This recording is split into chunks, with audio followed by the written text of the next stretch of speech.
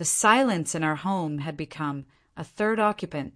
It wasn't a peaceful silence. It was a heavy, living thing that settled in the spaces between us, fed by missed connections and conversations that never happened.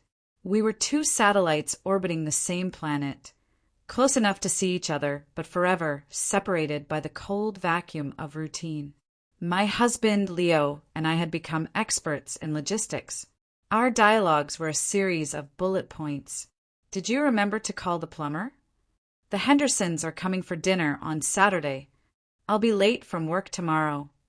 We were a well-rehearsed play about efficient cohabitation, but the passion, the spontaneity, the story of us had faded into the footnotes. Our 10th wedding anniversary was looming like a milestone we were supposed to celebrate, but all I felt was a dull dread. The thought of another expensive dinner, where we dress up and make small talk about things that didn't matter, felt like a performance. The idea of another piece of jewelry, beautiful but ultimately cold, made my heart sink.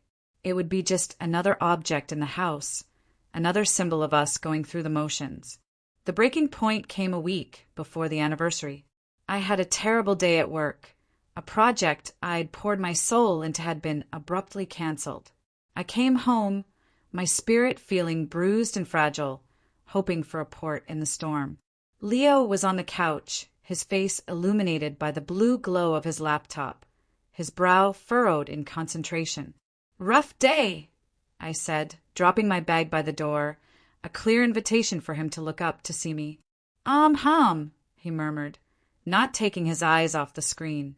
"Just let me finish this email." An hour later, he was still there. The silence had stretched and solidified, becoming a wall. I realized then that I wasn't just sad about my job. I was lonely, profoundly, achingly lonely in the very home I shared with the man I loved. The distance between us wasn't just emotional. It was a chasm that words like plumber and dinner party could never bridge. That night, as I lay awake listening to his steady breathing, I made a decision. It was a Hail Mary, a raw, vulnerable gamble. Instead of a gift, I would give him a request. Instead of a thing, I would ask for a piece of him. On the morning of our anniversary, my stomach was a tight knot of nerves. I found him in the kitchen, already pouring coffee, his mind clearly already ticking through the day's tasks. I took a deep breath, my hand trembling slightly as I held out a small, cream-colored card.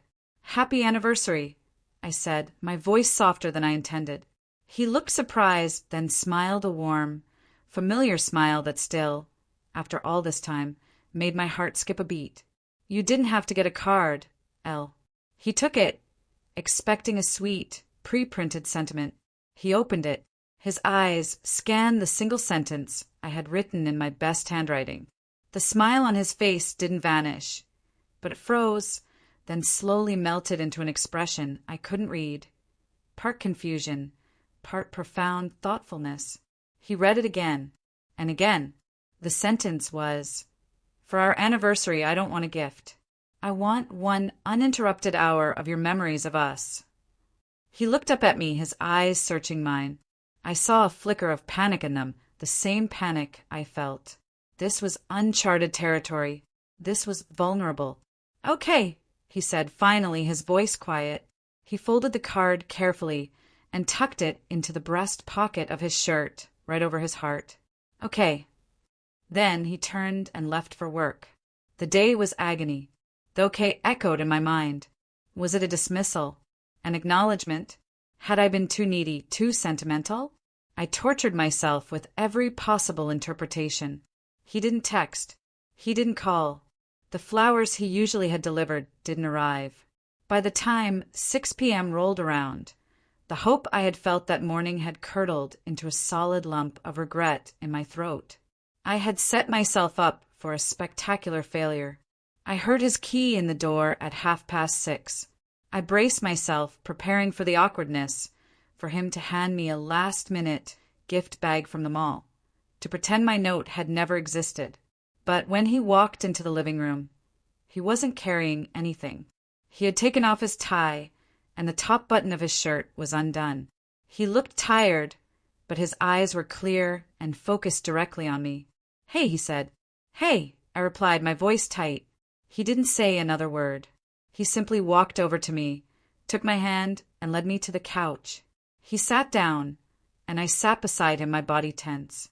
Then he did something he hadn't done in years. He turned his body fully towards me, took both of my hands in his, and looked directly into my eyes. "All right," he began, his voice a low, soft rumble.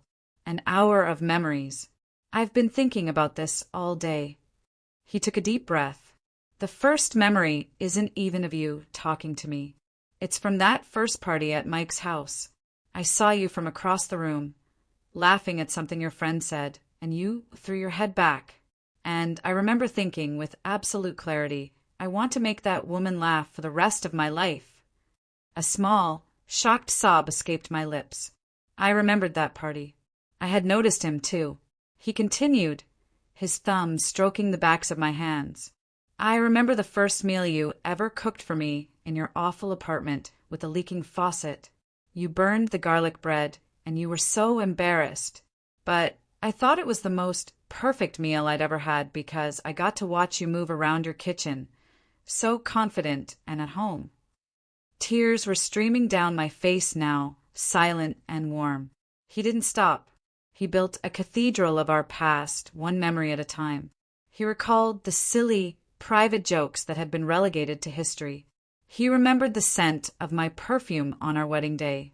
He spoke of the quiet, ordinary moments he'd witnessed, me reading to our nephew, the face I make when I'm concentrating, the way I always hum the same tune when I'm worried. He was giving me back our story. He was proving that he had been there, truly there for all of it. He hadn't just been a co-star in the play. He had been the audience, the stagehand, and the archivist, carefully storing away every precious scene. The hour came and went, but he didn't stop. The dam had broken, and a decade of unsaid love and observation came flooding out. The silence that eventually fell back over us was entirely new. It was warm, soft, and full. It was the silence of two people who no longer needed words, because they had finally remembered how to speak the same language. What he did that night changed everything. He didn't just give me an hour of his time. He gave me back the man I married. He gave me back us. And in doing so, he taught me that the most powerful gift isn't something you can wrap in a box. It's the deliberate, courageous act of unwrapping your own heart and offering it, once again, to the one you love.